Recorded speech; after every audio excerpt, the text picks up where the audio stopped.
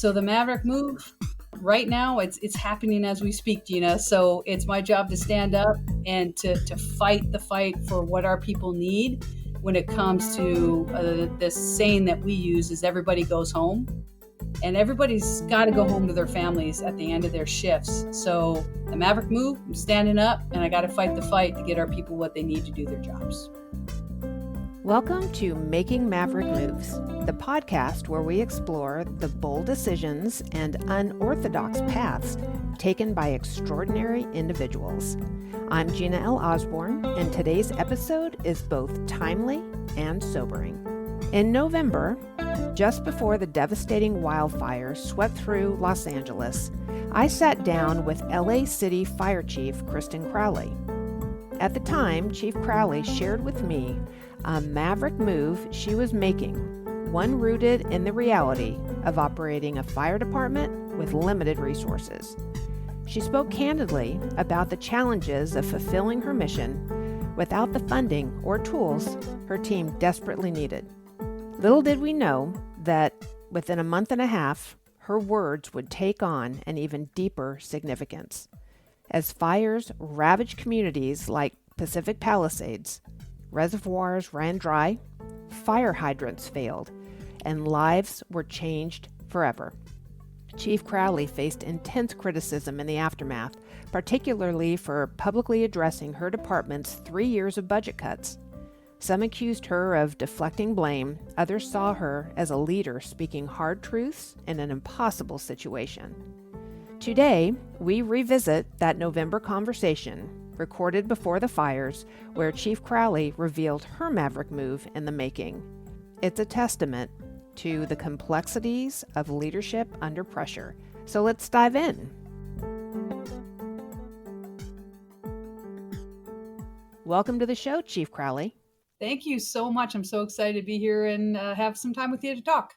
Great. We know all of the highlights of your amazing career, being the first female fire chief in the city of Los Angeles. Can you give us a little background as to how you got started in this wonderful community-oriented career that you have? Absolutely. And, my journey is really unique. I honestly did not know anything about the fire service. I'm originally from the Midwest. I'm a Green Bay gal, so from Green Bay, Wisconsin. And there's my accent. It kind of came out. But I've been out in LA for over 30 years. And originally, I was a student athlete my entire life and had a knee injury. I played soccer and basketball in college and tore my ACL. I was like, okay, I started to move towards orthopedic surgery. And I love that. I thought that's my calling. And so started testing for getting ready for the MCAT, I should say, and applying to different medical schools when I moved out to LA. And lo and behold, everybody in my class wanted to become a firefighter. And I was like, what is the big deal about this firefighting thing? So I decided to move forward and got my EMT, my emergency medical technician, and then moved towards a paramedic. And again, everybody in paramedic school wanted to be a firefighter. And what's the big deal? You talk about those opportunities that kind of come before you if you pay attention. And that's exactly what happened to me. Super focused. That's just how my mind works. And I was like, I am on my way applying to medical schools and I'm focused. And when it came to doing our internships and said, okay, who wants to go to LA City and do their paramedic rideouts? Nobody in my class raised their hand. And I was like, why is nobody raising their hand? I'm going to raise my hand. So I raised my hand tall and proud. And they said, you do not want to go to LA City. That is a really tough environment for a woman, first and foremost, let alone a paramedic. And I was like, no, I'm in. Put me there. Put me in, coach, was my mentality. So I ended up doing my internship. And literally within a half hour of being in the fire station, I just thought, wow, this is exactly what I'm supposed to be doing. And it fell right into place. And here I am, good 25 years later, the fire chief of Los Angeles City Fire Department. That's a great story. What were the voices inside your head that made you want to make that leap and step outside of your comfort zone and come out to LA? I tell you, it was just the exposure being from the Midwest. It was such an incredible place to grow up. I loved it. Small community, great schools, really amazing family. And my sister actually lived out here. course, being in the Midwest with all the cold weather, when you don't know any better, is what I like to say. We come out and visit her. I was like, okay, that's where we want to be, and that was a big leap. 2 weeks after I graduated, moved out with some friends, and we didn't have jobs. We just, other than me knowing that, okay, I'm going to start getting ready for medical school, and that was my focus. So drove out here and been out here since 1993. That's terrific. So, what was it like for you back then compared to what you're seeing now? Wow, what a great question. Things have changed a lot, and just in general, think about that. In 1993, when I moved out here, I was hired in '98 and went through the fire academy in '99. And I tell you, a lot of things have changed. I mean, just in general, a lot of things have changed in society. But when it comes to the fire service, wow, I think back to where it was definitely an anomaly. Being a woman, there was 50 people in my class. Two of us were women. Both of us graduated and were successful. And you think about, well, what stays the same and what's different? We're still struggling within the fire service to look for qualified women that have the mindset, have the physical capability of becoming a firefighter. And that's what hasn't changed. I can tell you that we are still pushing forward and driving to figure out ways how we can prepare women for the job. Our department is still we're just about 3.5, almost 4% women on our entire department. And that's actually where we were 25 years ago, which is really interesting. And now that I'm in the seat, it's like, what has changed? What's the different mindset? Certainly it's top of mind, but it takes a very strong, calculated, focused approach on, what type of people we want to bring into the organization. So a lot has changed, honestly, but a lot has actually stayed the same. So, being from the 3.5 to 4%, which is shocking in 2024, I mean, I remember when I was in the Army back in the 80s, I think 10% of the women were soldiers. And I thought there aren't a lot of women around here. So I would imagine that in any given day, you're the only one or you're one of very few walking around the stations. Absolutely. And that's kind of how it was coming up through the ranks within our department. And people always ask me, "Well, what was it like, or what is it like being with the fire department?" And mind you, a lot of other large organizations have very, very similar numbers. On a national average, it's about 5% women in career types of fire departments. So I often say, being a woman on the job within the fire service, the eyes are always on you, but they're always on you a little bit longer. And what I noticed starting right out of the fire academy, let alone going through a year of probation, let alone, yes, you hit it spot on, being the only woman in an entire battalion. And a battalion may be, 7 to 12 to 14 stations, and you could be the only woman in the entire battalion, let alone your station. So that's just kind of how it was coming up through the ranks. But I just kind of took that head on of understanding and having the mindset that I have a tremendous amount, as everybody else on this department, to contribute in a lot of different ways. We absolutely all have our strengths and weaknesses, and it doesn't matter what industry you're in.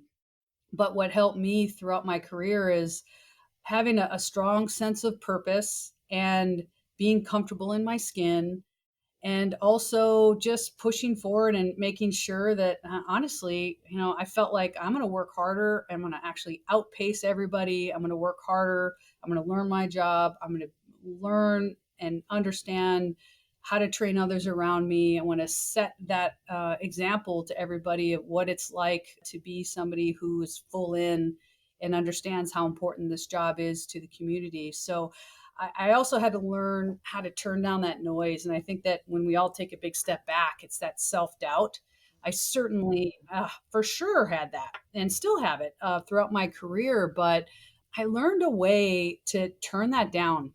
And with that, I think, there's so many other obstacles that can be placed in our way and challenges that I just felt like I'm going to make sure I get out of my own way. And by that, you turn on the noise and you figure out a way. It's like, okay, how do you capitalize on these opportunities? How do you jump in and be that first one to say, yeah, yeah, I'll do it. I'm in, and then you just become so valuable to that team that now everybody's like, wow, now you're the go-to person. And that's kind of what I carried with me throughout my entire career. And it's actually worked really, really well. That's terrific. So, what's the secret in turning off that noise? I think first and foremost, it's being aware that that is something that is real and that is something that you can actually control. And by turning down the self-doubt and the noises, when you have that self-doubt and say, I'm not sure if I have what it takes. I definitely got challenged in the academy. I mean, being a student athlete and playing two sports in college, I mean, I was very and still am very, very competitive. But I tell you, I am very small in stature. I'm 5'5" with my boots on. And that expectation is for me to be able to do the same job as anybody else on this job. So I had to figure out a way that worked for me. And that self doubt absolutely crept in.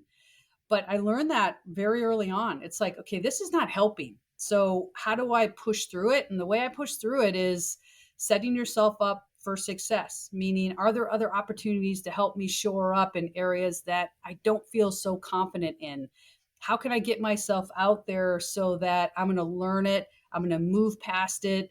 And then in the end, actually, people, like I said, look to you for that assistance, or they look to you to provide them some strength. So I think that's how when I look back on it, that's how I was able to work through those times where that noise in my head was loud. And I just turned it down and said, okay, I got to focus on what I need to get done and how I can improve and how I can provide, a large amount of contributions to the people around me so that they can see it's like, wow, she knows her job. She's competent. She's earned the respect of others around her. And that, again, I just look back on that, and that's how I was able to push through. Man, that's great advice. Well, as I look at your bio, I was so impressed at the fact when you talk about climbing the ladder to success, and we're going to use a little firefighting jargon here. I mean, you hit every single solitary rung on your way up while you were promoting being, someone who is different within this male dominated field. How was that? I mean, how did you feel as you were promoting step after step after step after step? And how did people treat you while you were doing that? Yeah, that was absolutely purposeful. And that was the mindset. I kind of talked about my background and, wanting to initially thinking that my career journey was going to be in medicine. And the mindset was even as a physician, like that's what kind of drew me to it was I know I'm going to constantly have to be learning new things, new techniques, medications, better ways, safer ways to do the job. And that just translated over perfectly when I decided I made that decision. It's like, okay, if I'm not going to medical school, then this fire service career of mine is a choice. It's something that I knew would continually push me. I would want to continually push myself into a new position once I became comfortable in my own skin. And what I mean by comfortable in my own skin, I felt like promised myself that I would never, ever, ever, ever become complacent. And by being complacent, I meant like, once I'm comfortable, I'm good. I'm just going to kind of kick back and relax and I'm good. I don't think I'm wired that way. So it wouldn't have mattered, I think, where I landed in any type of career. But with the fire service, that's what was so intriguing to me because I felt alone, like I said, with my stature, I'm going to have to continually make sure that I'm taking care of myself, that I can physically do the job. And on top of that, there's so many incredible opportunities to, especially with the Los Angeles City Fire Department. We're huge. We're the third largest department in the nation, serving the second largest city, 106 fire stations. So that was like an open playground for me. I felt like, wow, think about the opportunities, how much I have to learn my job. Once I got to that point, that was my pivot point. I'm like, okay, what's next? Is it in the field? Do I go to a different assignment? Do I go to like a staff assignment that can help me make great decisions? And then whatever's going to help me continue to grow and push and learn, that's exactly the track that I took. And purposeful, right? From already being a paramedic, that was a huge head start. And then being a firefighter, moving on to engineer, moving on to fire inspector, captain one, captain two, battalion chief, assistant chief, deputy chief, chief deputy, and then fire chief. So the other purposeful thing was I didn't want anybody ever question where and how I got to where I was. With that, it's like, okay, if I continue to push and drive and then I promote, and then guess what? I have to start all over again. And that was actually intriguing to me because I was like, all right, I got a blank slate. Now I got to prove myself all over again, which was actually pretty motivating to me. And then from that point, I look for that next opportunity to learn and grow. So you talked a little bit about the internal noise. Was there any external noise that tried to slow you down during all of those promotions and rising to the top? Yes, there is. I think that's common everywhere. Absolutely. I mean, and that's I kind of alluded to that a little bit earlier, where what you can control is what you can't control, and that's what's going through your head. So first and foremost, I needed to figure out a way to push through that and turn down the noise. On the outside, for sure, there's opportunities when you start new and nobody knows who you are. There's biases all over the place. But when it came to shove, the mindset was my peers around me or supervisor around me, that mindset that I talked about earlier. I'm going to outpace everybody. I want to outwork everybody. I want to make sure that I'm out there learning the job and earning the credibility and the competency. Once I got to that point, that those external, like you said, external noise that was out there was either shut down and or you turn that person into an ally. And I found that time and time and time again, the eyes were on me.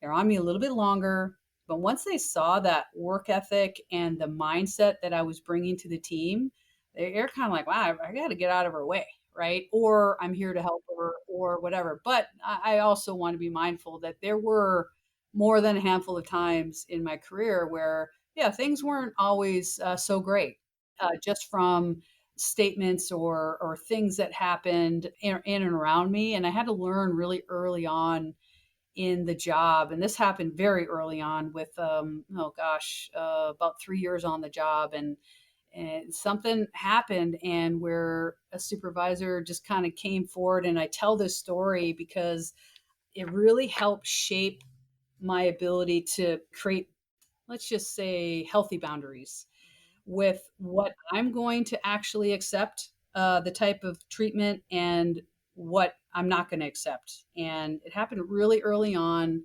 And I'll just tell this story really quick, where I had a captain in my fire station who was newer, but he was just a big bully, and everybody was scared of him. I'm the only woman there again in my battalion. He comes in and really changes the dynamics of our entire fire station. I had already been there a number of years, and all my fellow firefighters around me, they were like, it's like having 14 brothers.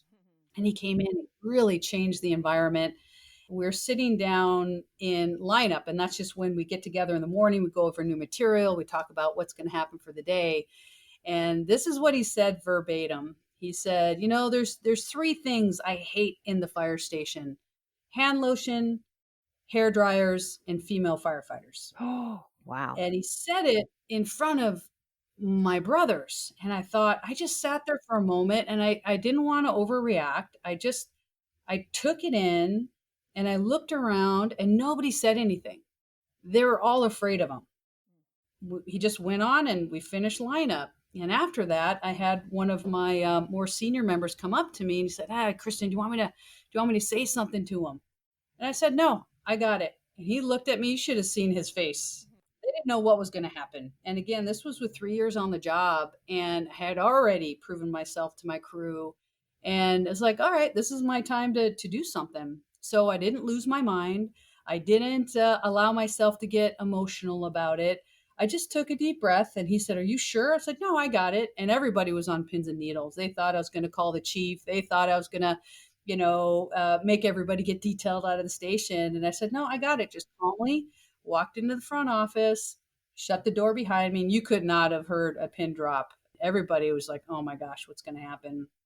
And I just had a very candid conversation with him, approached him in a very just calm manner and laid it out. And what I said his name and I said, "I need you to understand this and I need you to hear me and my words. What happened in lineup was absolutely unacceptable and it better not happen again." And he was quiet and he looked at me, never apologized. And all he said with his boots up on the desk was, "Okay." That was it. Turned around, walked out. And guess what happened after that? Nothing, right? He didn't ever do it again. He understood exactly where I stood. So when those situations happen throughout the rest of my career, I think that actually was carried with me because the members understood, wow, she's going to handle business. She's going to stick up for herself. She's going to do it in a way that is totally appropriate and just confront the situation and not lose her mind. And that's exactly what I did. And I learned how to do it. I don't know why I did it. I don't know how I did it. I just knew it was something that I had to do. And Wow. that is all about setting boundaries and really it depends on the scenario, but with that particular scenario, I knew that's exactly what I needed to do. At that point, there was no issues. And I think the members also were like, wow, I don't know if they would have had the courage to do that. So they looked at it and like, wow, okay, she handled it. And then I carried that with me the rest of my Wow. career. Yeah, that is a great example of how setting boundaries, I mean, throughout the rest of your career, because you did it once and that was the expectation is of how you were going to handle your business. Right. And it goes a long way. And sometimes, and even for the individuals listening in, it's like you can kind of preload yourself, like give yourself situations. If you find yourself in that situation and you've already thought about it, then you can actually have a game plan and you won't react, right? You don't have to react the wrong way or whatever. So you can actually set yourself up. And sometimes you can't even imagine the scenario that you may be in, but it's okay to take a deep breath. It's okay to kind of collect yourself. But in the end, it's like, those boundaries are so, so important, especially if you find yourself in a situation where, you're going to have to create the boundaries so the members know exactly, where you, and what you're going to stand up for, including, what your own boundaries are. And people need to know that. Hmm. This season, we're talking about making maverick moves. Was there a time in your career where you've made this maverick move where you've had to pick a hill that you were willing to die on in order to move on with your career? That is such a fantastic question. And the Maverick moves, there are situations. I just think back over the last 25 years where you're at a jumping off point and you have to make a decision. Either it's like in the military, as you know, it's like a go or no go. Where and how are you going to put yourself out there? And really, what are you going to stand up for? I tell you, being in the fire chief's position, I'm coming up on my third year, which will be in March. And there's so many situations that I find myself in. And it is an absolute honor every single day. I think and I wake up and I just think to myself, like, what an amazing opportunity to be able to represent the men and women of our organization that do absolute amazing things every single day.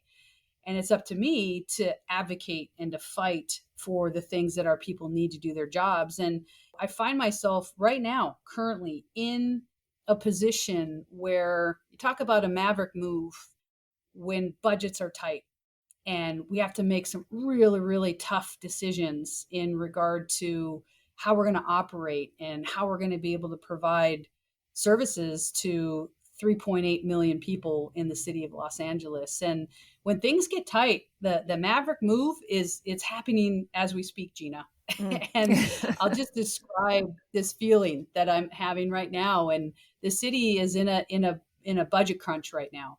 when it comes to my position as the chief of advocating and fighting for the safety and well-being of our firefighters, that's my job to stand up and to say the fire department can no longer operate this way. We're understaffed, under-resourced, and underfunded. And a lot of the times that's just like, are you really? I mean, our Los Angeles City Fire Department is we're literally at a crossroads. So the Maverick move is me to stand up and say the fire department can no longer do this. And that's a pretty uncomfortable position to be in, especially when the fire department, especially the Los Angeles City Fire Department, is in a position where we take more on, we take more on, we take more on, but at what cost to our people? And so the Maverick move, right now, it's happening as we speak, Gina. So it's my job to stand up and to fight the fight for what our people need when it comes to this saying that we use is everybody goes home. And everybody's got to go home to their families at the end of their shifts. So the Maverick move, I'm standing up, and I got to fight the fight to get our people what they need to do their jobs. And even now, you're dealing with so many different things besides the fires. You're dealing with the homeless population and all of the things that you have to respond to with that. I mean, there's so many things that are happening in the city. You're probably doing so many more things now than you ever did before. Yes, we're busier than we ever have. And now the LAFD has been around for 138 years. I tell you that the caliber of people that take on this mission, just either from the first responder side or the military side, there's so many, and the law enforcement side, I should say, as our counterparts. It takes really, really special group of people that take on this mission each and every day. And where our people are putting their lives on the line, they're putting others in front of themselves. They're sacrificing and their families are sacrificing every single day.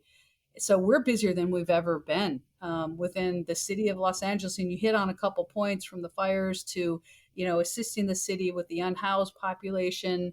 We ran over 500,000 calls in 2023, and we're actually on pace to run even more in 2024 with less personnel than we had 10 years ago.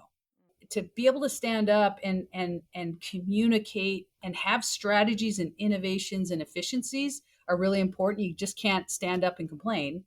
You got to have some strong strategies moving forward of how we can be more efficient with what we've got, but also to have the courage to stand up and say, hey, we can't maintain this anymore.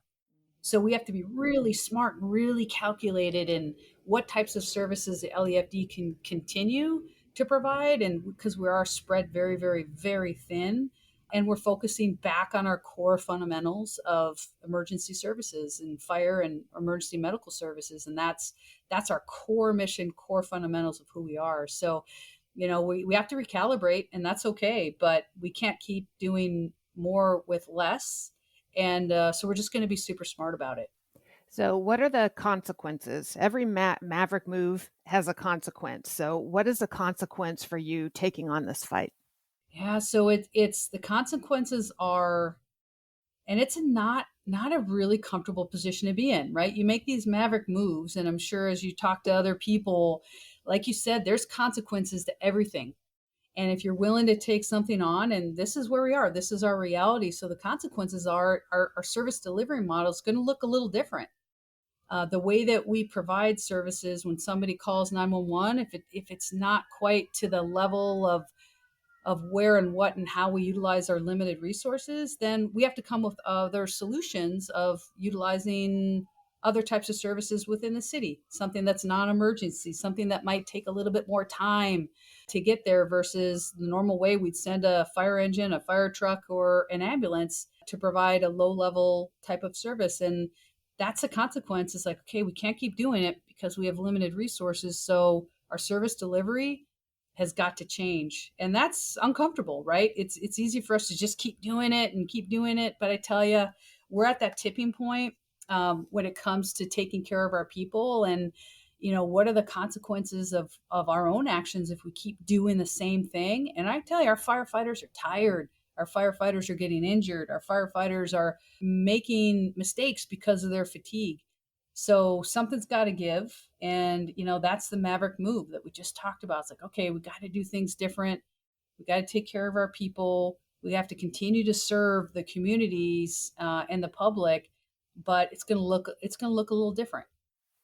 When you look at leaders, I'm sure if you go back and think about all of the leaders that you have had, the majority of leaders kind of lean toward the status quo, especially in such Mm. a high profile position that you have. Probably be a lot easier just to say, okay, you know what, we're just going to continue to do it all. But it sounds like this is more of a moral stand. It is absolutely, and you're spot on. And, it seems kind of like, oh, we're going to challenge status quo. But it's true, right? So we've had a service delivery model for a long, long, long, long time, and we haven't necessarily changed it. We don't have any more resources coming to us. So we got to do things different. And I think it's actually pretty refreshing when I go around and visit stations and talk to our members. We talk about the strategies. Our members, they're looking for leadership, and they're looking for a leader that'll stand up and not just throw your hands up and just get upset about things. It's like we got to put our heads together and be more efficient in how we deliver our service, and there's ways to do that. And even being okay to stand up. I'm the first paramedic fire chief in the history of our entire department. Wow. So I definitely come in with a unique mindset of what we do 81% of the time is emergency medical services. So it's okay for us to look at that and go, okay, what else and how else can we provide emergency medical services and continue to do what we're doing on the fire side?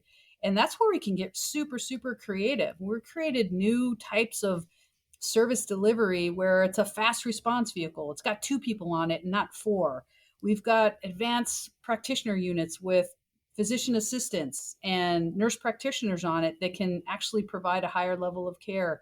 So those are the things that, like, yeah, we're absolutely challenging status quo, because there's probably, and I'm actually not probably, there is, in fact, I'm certain, a better service delivery model out there. And in the end, we're going to be safer, and we're going to be able to provide a higher level of service to the city of LA.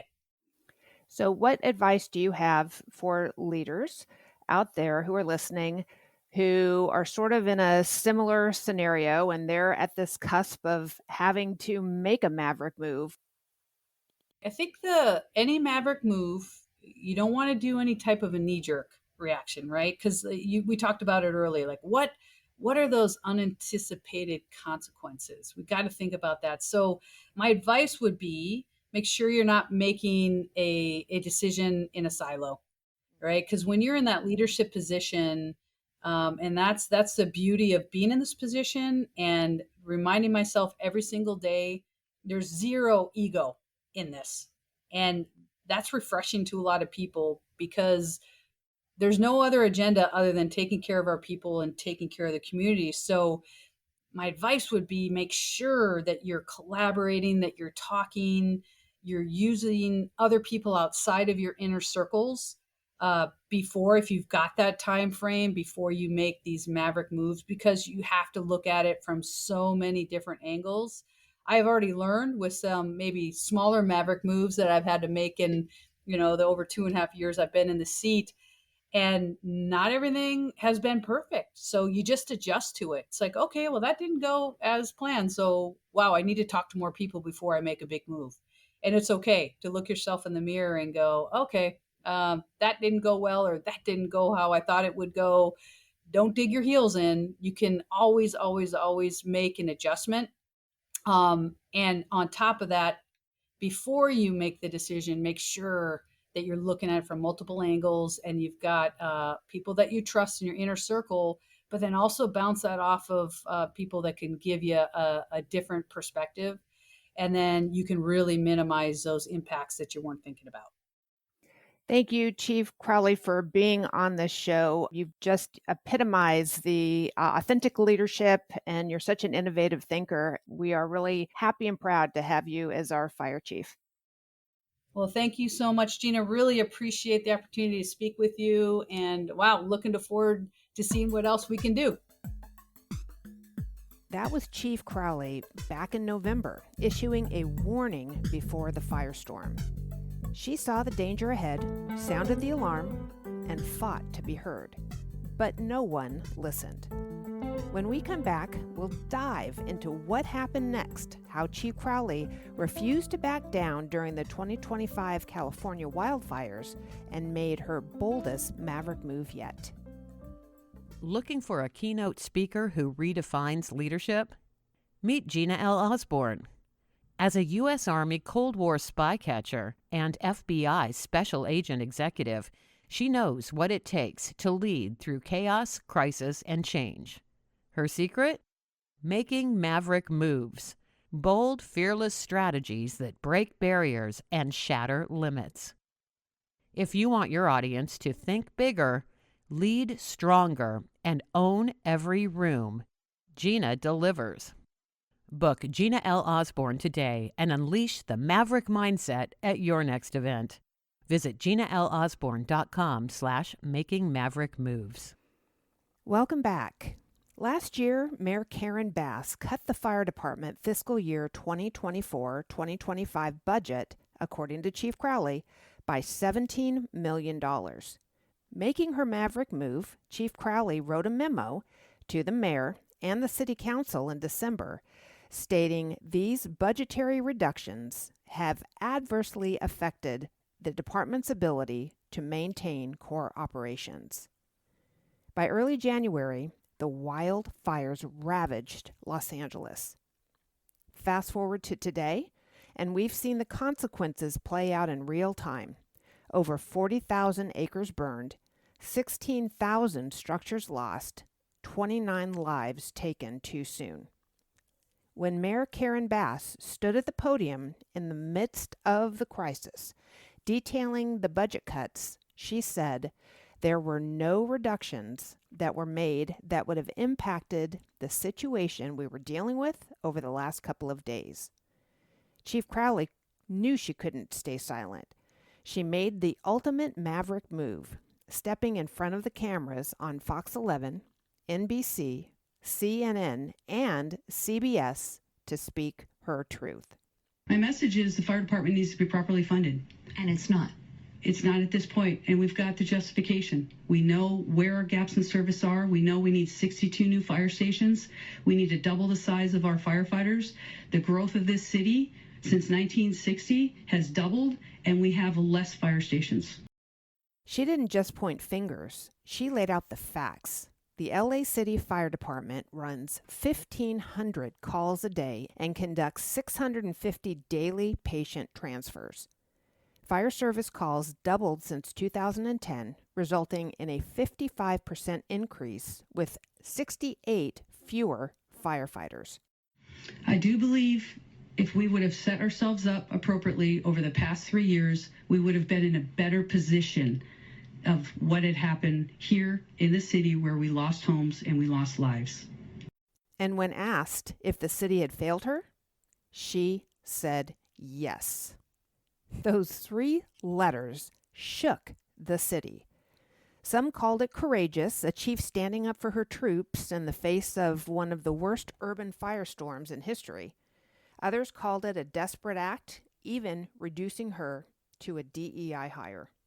But leadership isn't about titles, accolades, or playing it safe. It's about standing in the fire, sometimes literally, when the stakes are at their highest. It's about making tough calls, speaking hard truths, and holding the line even when the world pushes back. Chief Kristin Crowley embodies that kind of leadership. She didn't just climb the ranks, she earned every step, fought for every resource, and stood tall when it mattered most. When the fires raged and the city needed answers, she didn't shrink back. She stepped forward, she spoke up, she led. Making Maverick moves requires courage, not just to take risks, but to endure the backlash, the doubt, and the cynicism from those watching safely from the sidelines. It's easy to criticize from the comfort of the crowd.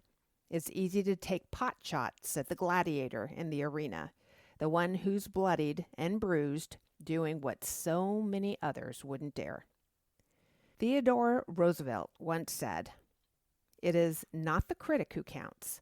The credit belongs to the man who is actually in the arena, whose face is marred by dust and sweat and blood, who at the best knows in the end the triumph of high achievement, and who at the worst, if he fails, at least fails while daring greatly. To Chief Crowley and every leader who refuses to sit on the sidelines, thank you. Thank you for stepping into the arena. Thank you for daring greatly. Until next time, stay bold, stay relentless, and keep making maverick moves. Making Maverick Moves with Gina L. Osborn is produced and edited by Lisa Osborn. Theme music, Maverick Heart, is by retired IRS Criminal Investigative Attaché Clarissa Balmaceda. Additional audio heard in this episode courtesy of Fox 11 Los Angeles. Connect with us on social media through GinaLOsborn.com/makingmaverickmoves. And don't miss an episode. Subscribe to Making Maverick Moves wherever you get your podcasts.